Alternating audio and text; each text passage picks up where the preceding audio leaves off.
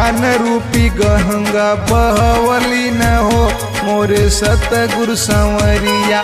ज्ञान रूपी गंगा बहवली न हो मोरे सतगुरु संवरिया। सतगुरु संवरिया मोरे सतगुरु संवरिया। सतगुरु संवरिया मोरे सतगुरु संवरिया। ज्ञान रूपी गंगा बहवली न हो मोरे सतगुरु संवरिया। ज्ञान रूपी गंगा बहवली न हो मोरे सतगुरु संवरिया।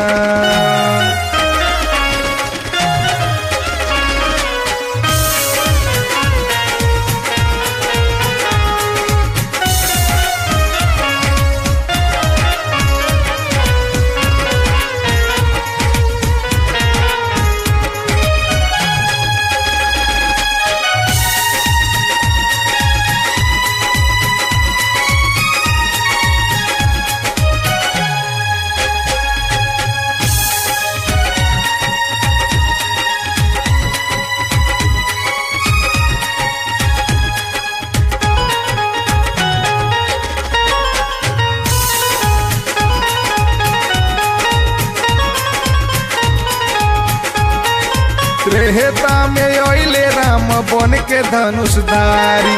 प्रेम के पूजन कैले पाप के संहारी।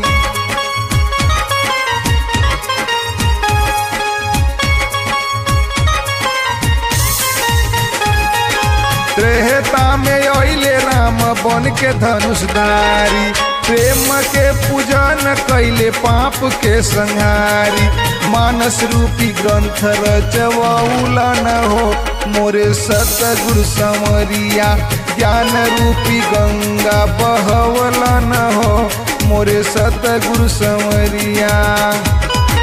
ज्ञान रूपी गंगा बहवली न हो मोरे सतगुरु संवरिया।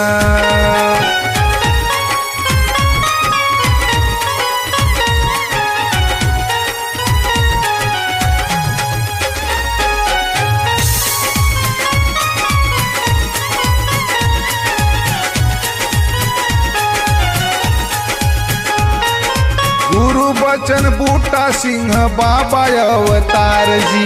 बाबा हर देव जी सबिंदर माँ के प्यार जी।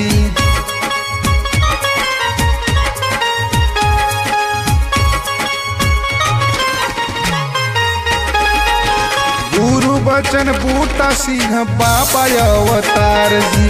बाबा हर देव जी सबिंदर माँ के प्यार जी।